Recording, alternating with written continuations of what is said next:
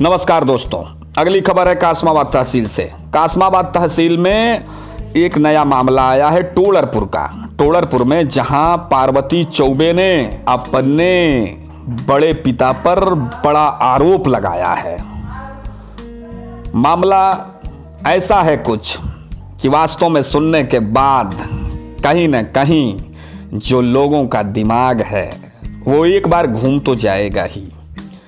पूरी तहकीकात के बाद पता चलेगा मामला क्या है। लेकिन जो पार्वती चौबे ने सैकड़ों ग्रामीणों के साथ एसडीएम भारत भार्गव को जो पत्रक सौंपा है उसमें उन्होंने आरोप लगाया है कि उनके पिता कोमल चौबे की मृत्यु हो गई और उनके बड़े पिता चंद्रपति पुत्र गरजू ने गलत तथ्य दिखाकर वो मेरे पिता को अविवाहित दिखाकर फर्जी तरीके से वो कागजात में हेरा फेरी कर चंद्रपति ने अपने को वारिस दर्ज करवा लिया है।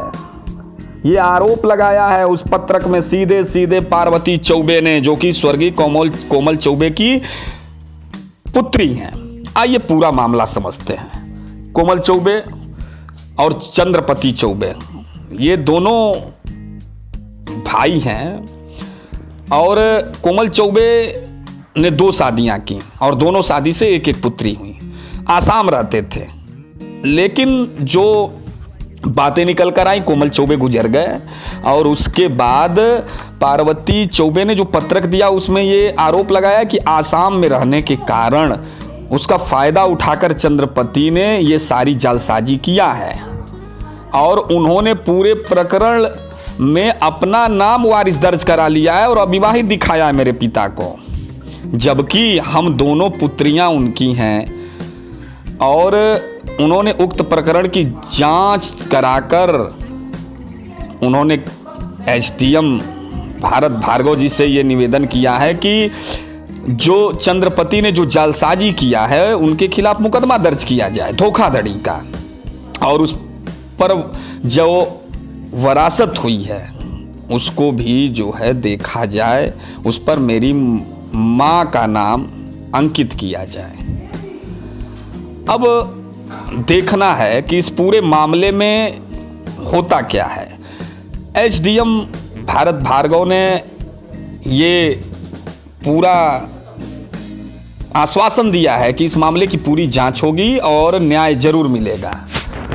वहीं ग्रामीणों ने जो आरोप लगाया, ग्रामीणों ने भी महिला का पक्ष लेते हुए पार्वती चौबे का कि ये पूरी जालसाजी किया है वहाँ के चंद्रपति ने और इस पूरी जालसाजी में कहीं ना कहीं शामिल रहे हैं, इस नाम चढ़वाने में, वरासत कराने में चंद्रपति के पुत्र ओम प्रकाश चौबे। अब देखना है, मामला तहसीलदार के पास है। लेखपाल 34 का जो बयान होता है लेखपाल ने, उसमें पूरी तरह से मुकर गए हैं लेखपाल कि उन्होंने कोई बयान नहीं किया है। तो आखिर ये प्रश्न उठता है कि आखिर इस तरह के मामले, पिता की 2 शादियां हों, 2 पुत्रियां हों और उसके बाद उनका नाम न होना, अविवाहित दिखा देना, कहीं ना कहीं ये सारी चीजें जांच का विषय है। और अब देखने वाली बात यह होगी कि काफी कर्मठ ईमानदार कहे जाने वाले एसडीएम भारत भार्गव और तहसीलदार विराट पांडे आखिर इस मामले में किस सेक्शन में जाते हैं, क्योंकि मामला काफी संगीन दिख रहा है।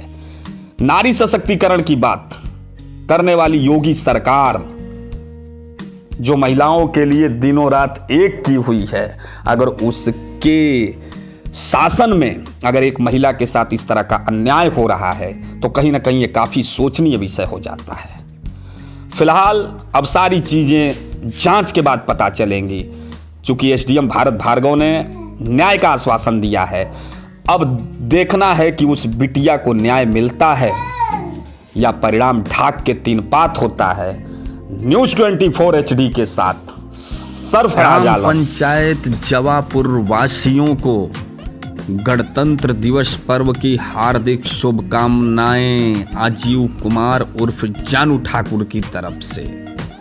ग्राम पंचायत जवापुर के प्रधान पद के हेतु कर्मठ, ईमानदार, जुझारू, लगनशील, शिक्षित उम्मीदवार आपके बीच में, आपका भाई, आपका बेटा, आप लोगों के हर सुख दुख में दिन और रात कंधा मिलाकर चलने वाला आपका अजीव कुमार उर्फ जानू ठाकुर की तरफ से आप सभी लोगों को गणतंत्र दिवस की हार्दिक शुभकामनाएं।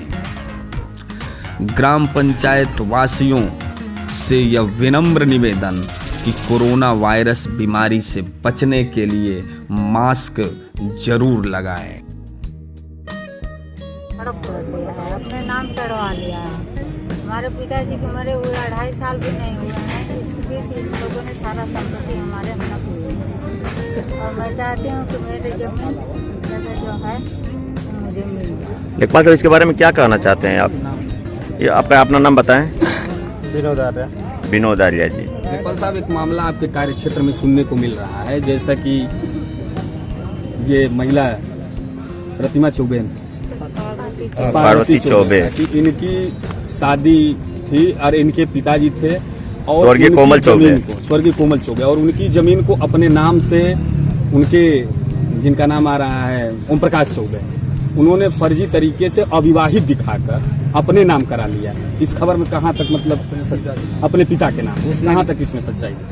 इसके बारे में हम नहीं जानते, हमें इसका संज्ञान नहीं है कि कौन चढ़वाया है नहीं चढ़वाया। ये तो आखिर में ये नाम जब तक आपने उसको आख्या नहीं दिया तब तक नाम चढ़ नहीं सकता है। नहीं दिया है तो फिर नाम कैसे चढ़ गया? उसका नाम चाहा कैसे? आपने आख्या नहीं दिया है।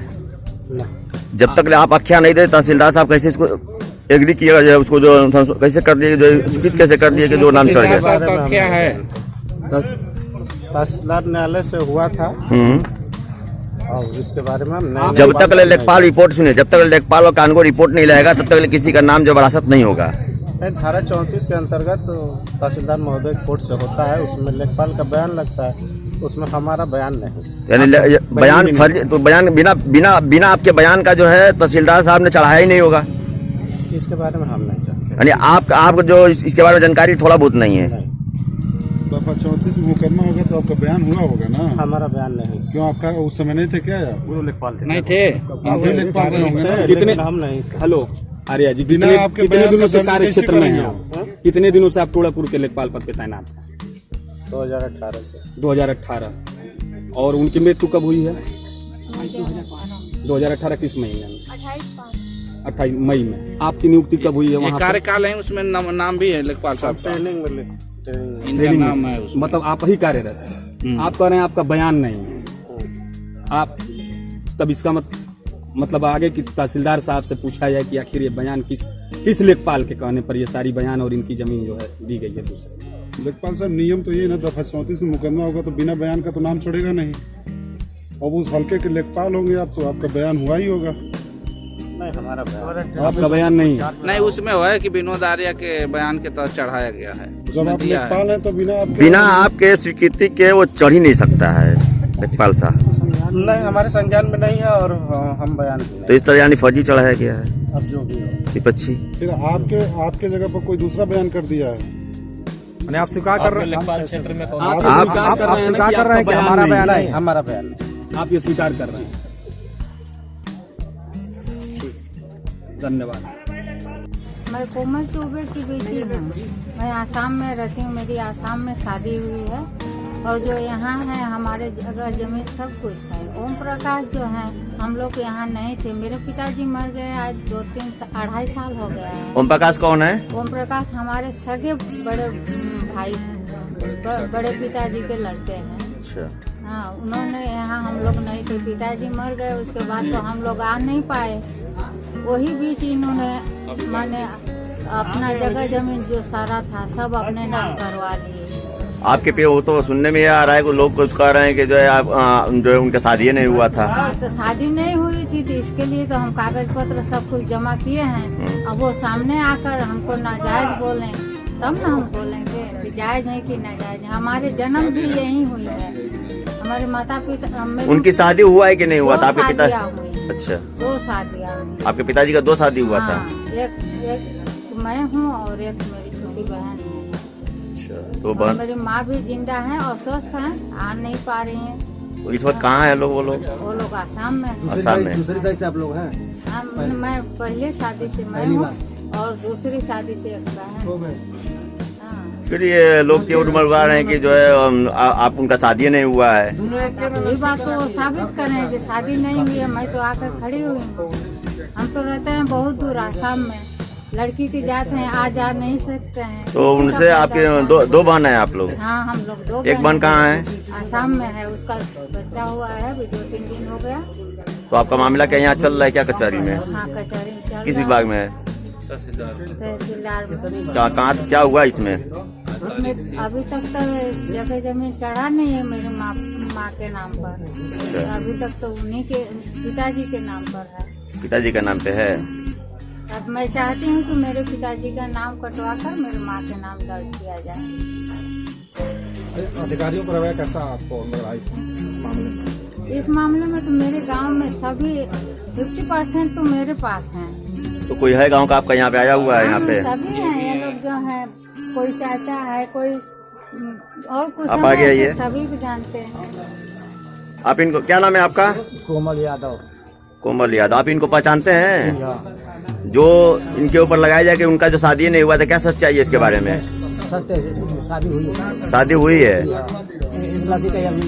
अगर कोई साक्ष्य है शादी हुआ है, जो आपका जो यहाँ पे कोई कागज पत्तर है यहाँ पे जो आप जो साबित हो कि जो है नहीं आप उनकी लड़की हैं? हाँ, मेरे सर्टिफिकेट है।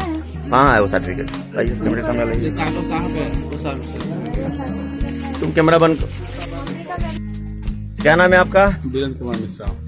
आप इनके बारे में क्या नाम है आपका? नाम बताइए। पार्वती चौबे के बारे में क्या जानते हैं आप? हमारे ही गांव के जो है कोमल चौबे की जो है लड़की है ये। कितने साल से आप जानते हैं इनको? इनको हम बचपन से ही जानते हैं, जब से हमारी जो है उम्र है। आने जाने का रास्ता है। कोमल चौबे की लड़के हैं आसाम में लोग रहते हैं। और कोमल चौबे मतलब यहाँ किस गांव के? टोड़ेपुर के रहने वाले? टोड़ेपुर के मूल तो निवासी हैं। उनकी कितनी लड़कियां हैं? उनकी जो है 2 शादियां हैं। 2 शादियां। 2 शादी है, एक से ये है एक और से- एक से एक और लड़की है, सुमन चौबे नाम। तो यानी दोनों लोग से जो एक एक लड़कियां हैं। तो कोमल चौबे जब गुजर गए यानी मर गए, तो उनके नाम से जो जमीन थी उसको किसने जो है कि क्या नाम है अपने नाम से बैनामा करा लिया? बैनामा नहीं करा है, ये जो है ओम प्रकाश चौबे जो थे जी जी। वो दिखा दिए कि मतलब कोमल चौबे अविवाहित हैं। अविवाहित और अविवाहित हैं। अच्छा अच्छा। तो अविवाहित दिखा करके जो है ये लोग चूंकि रहते थे आसाम में, तो आना जाना थोड़ा सा कम है। तो मौके से आना जाना 35% यहाँ पर है। तो अविवाहित दिखा दें कि अविवाहित है। ये लोग जो है अपना वहीं पर थे, बीच में जो है अपना ओम प्रकाश चौबे कोमल चौबे के बड़े भाई हैं। नहीं, ओम प्रकाश चौबे चंद्रप्पा चौबे कोमल चौबे के बड़े पिता। तो उन्होंने ये दिखलाया गया कि उनका कोई वारिस नहीं है? चंद्रप्पा चौबे के लड़के हैं। हाँ। जो उनके भाई हैं, जो उनका भाई एक्सपायर कर गए, तो उन्होंने दिखला दिया कि उनका कोई वारिस नहीं है।